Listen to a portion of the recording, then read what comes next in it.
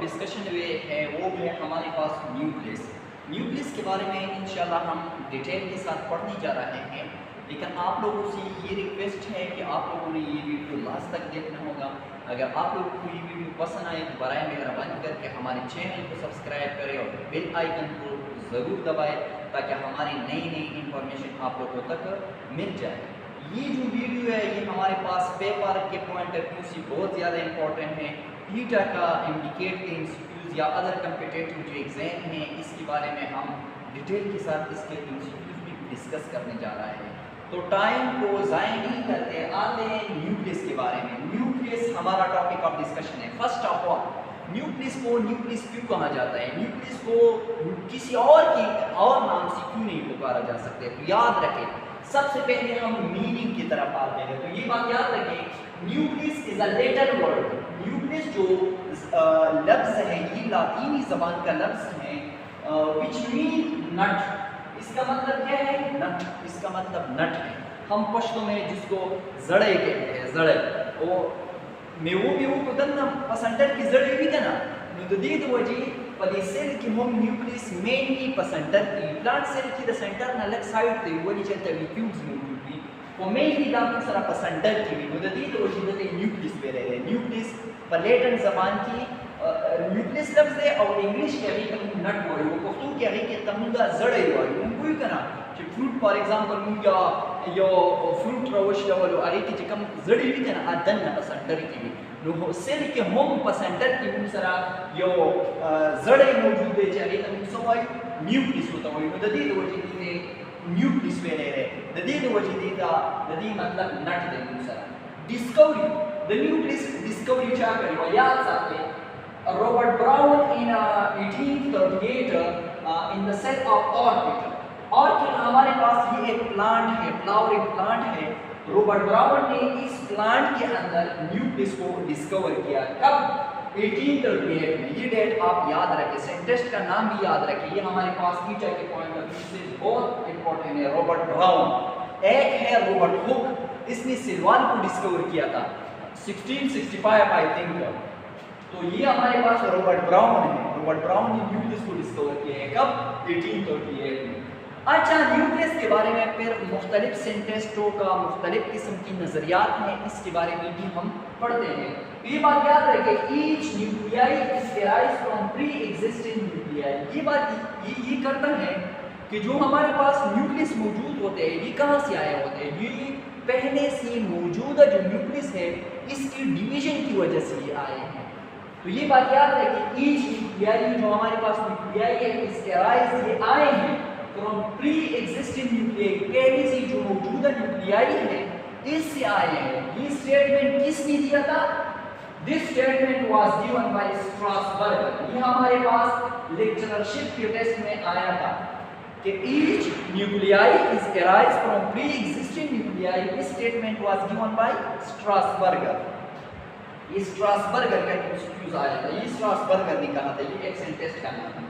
Nucleus is a controlling centre of the cell. ये बात याद रखें, न्यूक्लियस ऐसा सेंटर है कि इससे तमाम सेल की एक्टिविटी को यहाँ से कंट्रोल होते हैं। For example let us consider, मैं एक एग्जांपल आपको दे देता हूँ। एक इदारा है, वहाँ का एक डायरेक्टर होता है। तो डायरेक्टर वो सारे इदारे को चला देता है, वो हुक्म कर देता है इदारे की किसी भी एम्प्लॉय को। तो न्यूक्लियस भी सेल में इसी तरह रोल अदा करता है कि वो सारी एक्टिविटी को कंट्रोल में रखते हैं। तो ये बात याद रखिए कि nucleus is a controlling centre of the cell. Nucleus ऐसा सेंटर है कि जिससे सेल कंट्रोल होता है। ये स्टेटमेंट किसने दिया था? This statement was given by Hammerling. ये एक साइंटिस्ट का नाम है, हमरलिंग। तो ये बात याद रखें, स्ट्रासबर्गर और हमरलिंग का जो स्टेटमेंट है ये आप याद रखें। Which occur experiment on एसिटिबुलेरिया। हमरलिंग ने एक्सपेरिमेंट किया किस चीज पर? एसिटिबुलेरिया पर। ये हमारे पास एक एलजी है, ये एलजी है एसिटिबुलेरिया। तो इस पर किसने एक्सपेरिमेंट किया? इसने ये साबित किया कि हमारे पास न्यूक्लियस जो है ना ये सारे सेल की एक्टिविटी को कंट्रोल कर देते हैं। तो ये बात आप याद रखें। फिर हम आते हैं डिफिनीशन की तरफ। तो डिफिनीशन में ये याद रखें, the centre part of the cell. ये सेल की तकरीबन मेनली सेंटर में मौजूद होता है। which control all the activity of a cell, जो सेल की तमाम एक्टिविटीज को कंट्रोल करते हैं, is called न्यूक्लियस। या अदर डिफिनीशन हम इस तरह भी कर सकते हैं कि nucleus is the director of the cell, ये एक सेल का डायरेक्टर है, which control all the activity of a cell, जो सेल की तमाम एक्टिविटी को ये क्या करता है, कंट्रोल कर देते हैं। याद रखें कहाँ पर ये नहीं होता है, न्यूक्लियस कहाँ पर नहीं होते हैं, एब्सेंट इन मैच्योर आरबीसी, जो हमारे पास मैच्योर रेड ब्लड सेल होते हैं। रेड ब्लड सेल का लाइफ स्पेन जो है ना ये 120 डेज होते हैं, तकरीबन 40 डेज तक आरबीसी में हमारे पास न्यूक्लियस मौजूद होता है। जब ये सारा प्लानिंग कर देते हैं, ये मैच्योर हो जाता है, तो इस डेज के बाद 120 डेज तक इसमें फिर न्यूक्लियस नहीं होता है। तो मैच्योर आरबीसी में, मेमल की मैच्योर आरबीसी में ये नहीं होता है, और सीवियर ट्यूब में भी नहीं होता है, जो जाइलम में आपने पढ़ा है, तो इसमें भी हमारे पास न्यूक्लियस नहीं होता है। ये बात याद रखिए, एमसीक्यूज के पॉइंट ऑफ व्यू से बहुत इंपॉर्टेंट है। फंक्शन, न्यूक्लियस के कुछ फंक्शन है वो भी हम करते हैं, तो ये बात याद रखिए।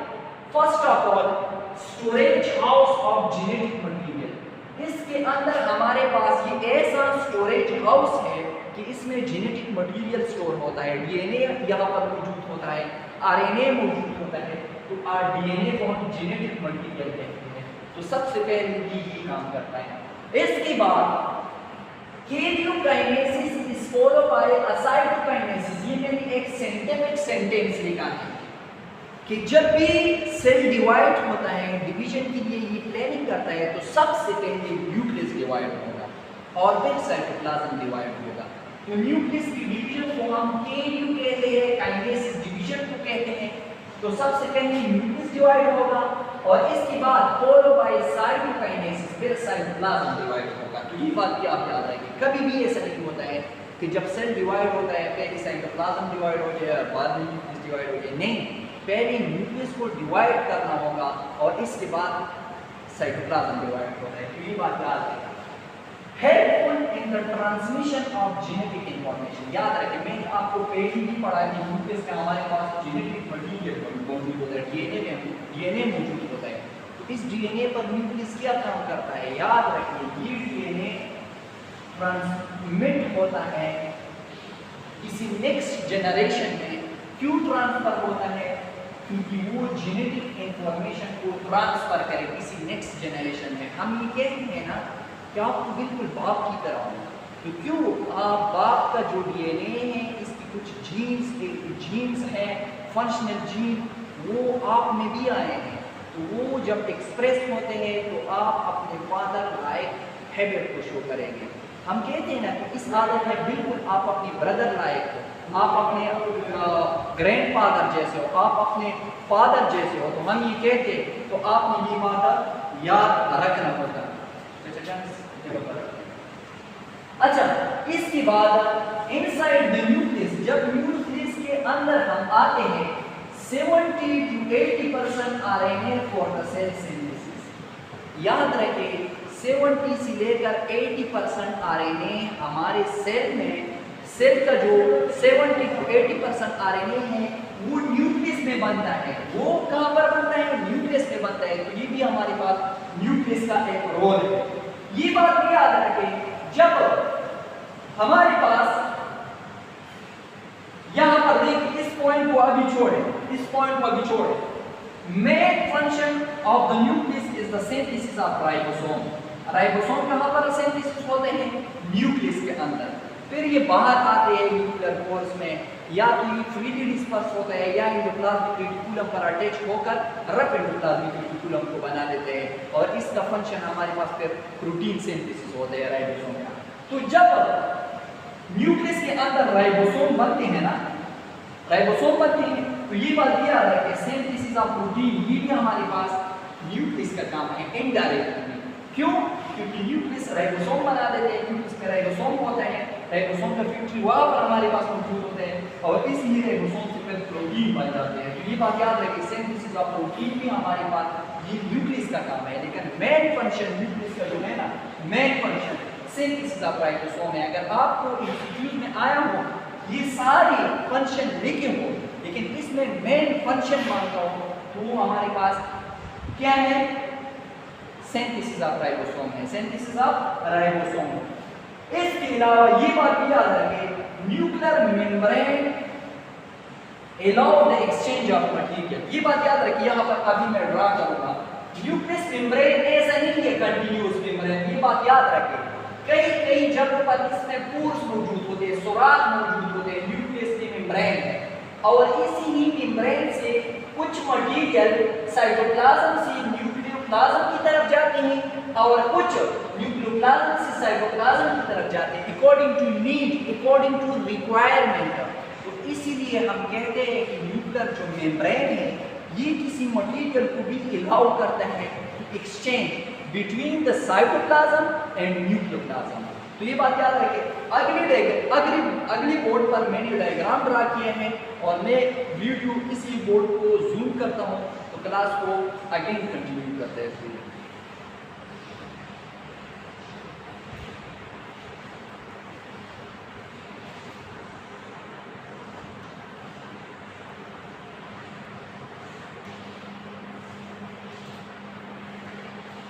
अच्छा स्टूडेंट, अभी हम साइज की तरफ आते हैं कि इसका साइज कितना होता है। तो ये बात याद रखें, size is about 5 to 30 micron. Nucleus का जो साइज होता है वो 5 से लेकर 30 माइक्रोन तक होता है। तो ये बात याद रखें। शेप कैसा होता है न्यूक्लियस का? शेप में भी ओवल, स्फेरिकल, एलोंगेटेड, इटीसी।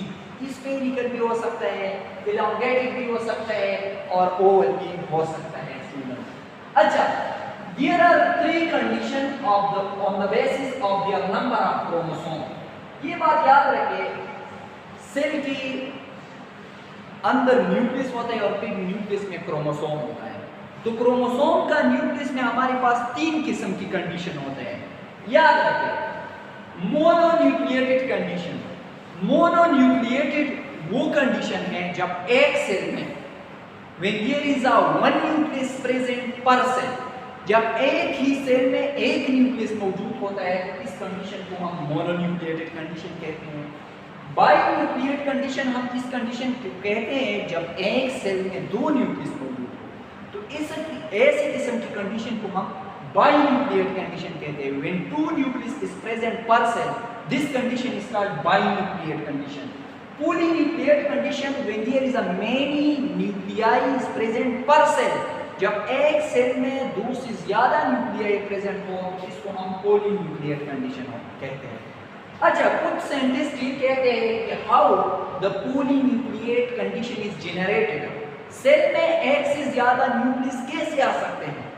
तो सिंजानों ने इसके बारे में 2 व्यू दिए हैं। एक व्यू को हम साइनोसाइटम कहते हैं और दूसरी व्यू को हम कोइनोसाइट कहते हैं।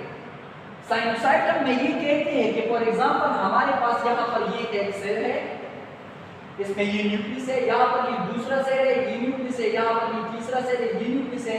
तो ये कहते हैं कि कुछ सेल आपस में फ्यूज हुई है और इसके ये जो सेल मेम्ब्रेन है ये डाइजेस्ट हुआ है, तो इससे एक सेल बन गया है, लेकिन इसमें न्यूक्लियस जो है ना 3 है। तो इस कंडीशन को हम साइनोसाइटम कहते हैं। वो कहते हैं कि मुख्तलिफ सेल फ्यूज हुई है और इसकी वजह से न्यूक्लियस में और इसकी वजह से एक ही सेल इससे बन गया है, लेकिन न्यूक्लियस इसमें ज्यादा है। तो इस किस्म की कंसेप्ट को, इस किस्म की कंडीशन को हम साइनोसाइटम कहते हैं। कोइनोसाइट में क्या कहते हैं? कोइनोसाइट में ये कहते हैं कि फॉर एग्जांपल ये हमारे पास एक सेल है, ये एक सेल है, इसमें ये न्यूक्लियस है। ये कहता है कि न्यूक्लियस में फ्री डिवीजन होता है, इस एक न्यूक्लियस से 2 न्यूक्लियस बन जाते हैं। तो ऐसी किस्म की कंडीशन को हम कोइनोसाइट कहते हैं, जिसमें हमारे पास फ्री न्यूक्लियर डिवीजन हो जाए। तो ऐसी किस्म की कंडीशन को हम कोइनोसाइट कहते हैं और इसी वजह से पॉलीन्यूक्लिएट कंडीशन जनरेट हुआ है। तो इसके अलावा हमने न्यूक्लियस का यहाँ पर कुछ डायग्राम शो किया है और इसके से पहले मैं केमिकल कंपोजिशन को कर देता हूँ कि न्यूक्लियस में क्या क्या मौजूद होता है, इसके कंपोजिशन क्या होता है। न्यूक्लियस में प्रोटीन होता है, फास्फोलिपिड होता है, डीएनए होता है, एमआरएनए, ये इसमें मौजूद होता है। फॉर एग्जांपल ये हमारे पास एक टिपिकली एक सेल है, इसके सेंटर में हमारे पास क्या है? न्यूक्लियस है। याद रखिए, इसको मैं जूम कर देता हूँ, इस डायग्राम को मैं यहाँ पर क्या कर देता हूँ? जूम कर देता हूँ। अभी देखो, ये जो न्यूक्लियर मेम्ब्रेन है, मुझे ये ऐसा नजर आता है कि ये कंटिन्यूस मेम्ब्रेन है, लेकिन नहीं, ये कंटिन्यूस मेम्ब्रेन नहीं है, ये डबल मेम्ब्रेन है। इसी तरह फॉर एग्जांपल एक ये हो गया जो ब्लैक कलर से मैंने ड्रा किया, और एक ये, लेकिन यहाँ पर ये मेम्ब्रेन नहीं है, इसमें यहाँ पर पोर्स मौजूद है। तो इसका मतलब ये है कि nuclear membrane are not continuous membrane, ये कंटिन्यूस मेम्ब्रेन नहीं है, कई कई जगहों पर इसमें पोर्स मौजूद होते हैं। तो ये बात याद रखें, ये जो मेम्ब्रेन है ये ऊपर वाले ये हमारे पास आउटर मेम्ब्रेन है, और ये जो इनसाइड की तरफ होता है इसको हम ये वाला ये जो है ना, इसको हम इनर मेम्ब्रेन कहते हैं। ये आउटर मेम्ब्रेन और इनर मेम्ब्रेन के दरमियान हमारे पास एक स्पेस मौजूद होता है जिसको हम प्री न्यूक्लियर स्पेस कहते हैं, याद रखें।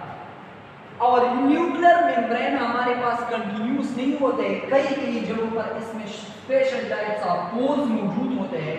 इस पोर्स को हम न्यूक्लियर पोर्स कहते हैं। इस पर एक्सचेंज ऑफ मटेरियल होते हैं साइटोप्लाज्म की तरफ और साइटोप्लाज्म से न्यूक्लियोप्लाज्म की तरफ, ये बात याद रखें। अच्छा, तो ये आउटर मेम्ब्रेन हुआ, ये इनर मेम्ब्रेन हुआ, ये हमारे पास प्री न्यूक्लियर स्पेस हो गया, और ये हमारे पास न्यूक्लियर पोर हो गया। जब इससे अंदर जाते हैं तो फ्लूइड फिल्ड रीजन होते हैं, इसको हम न्यूक्लियोप्लाज्म कहते हैं, न्यूक्लियोप्लाज्म कहते हैं। अभी एक एक के बारे में डिटेल से पढ़ेंगे। और न्यूक्लियोप्लाज्म के अंदर एक जगह ऐसा मौजूद होता है जो डार्कली स्टेन बॉडी है, और इसमें मेम्ब्रेन नहीं होता है, ऐसा रीजन है, तो इसको हम न्यूक्लियोलस कहते हैं। ये न्यूक्लियस का बहुत अहम पार्ट है।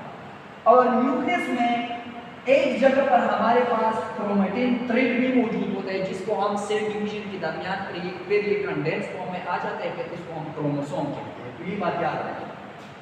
याद रखें, ये जो आउटर मेम्ब्रेन है इसके साथ एक ऑर्गेनील अटैच होते हैं जिसको हम एंडोप्लाज्मिक रेटिकुलम कहते हैं, हर तरफ से। ये देखिए न्यूक्लियर मेम्ब्रेन से लेकर साइटोप्लाज्मिक सेल मेम्ब्रेन तक, ये सेल मेम्ब्रेन यस यहाँ से है यहाँ पर, यहाँ से है यहाँ पर, यहाँ से है यहाँ पर, और यहाँ से है यहाँ पर। तो इसमें हमारे पास एंडोप्लाज्मिक रेटिकुलम मौजूद होते हैं। जब राइबोसोम यहाँ पर बन जाते हैं न्यूक्लियस के अंदर न्यूक्लियोलस में, तो फिर ये इसी पोर से बाहर जाते हैं। तो फिर या तो साइटोप्लाज्म में फ्रीली डिस्पर्स होते हैं, या ये आता है ये आउटर मेम्ब्रेन के साथ अटैच हो जाते हैं। ये आउटर मेम्ब्रेन के मैंने ये रेड कलर से ड्रा किया है, ये हमारे पास क्या है, राइबोसोम है। तो ये राइबोसोम या तो एंडोप्लाज्मिक रेटिकुलम पर अटैच हो जाते हैं, इसकी वजह से फिर इस एंडोप्लाज्मिक रेटिकुलम को हम रफ एंडोप्लाज्मिक रेटिकुलम कहते हैं। क्या कहते हैं, रफ एंडोप्लाज्मिक। और या हमारे पास साइटोप्लाज्म में फ्रीली डिस्पर्स होता है। तो ये हमारे पास न्यूक्लियस के डिस्कशन का जनरल। और अभी इंशाल्लाह इस स्ट्रक्चर के बारे में हम डिटेल के साथ ये टॉपिक करने जा रहे हैं, लेकिन आप लोगों ने कहीं पर जाना नहीं होगा, हमारे साथ अपने देना होगा। इंशाल्लाह क्लास को कंटिन्यू कर लेते हैं।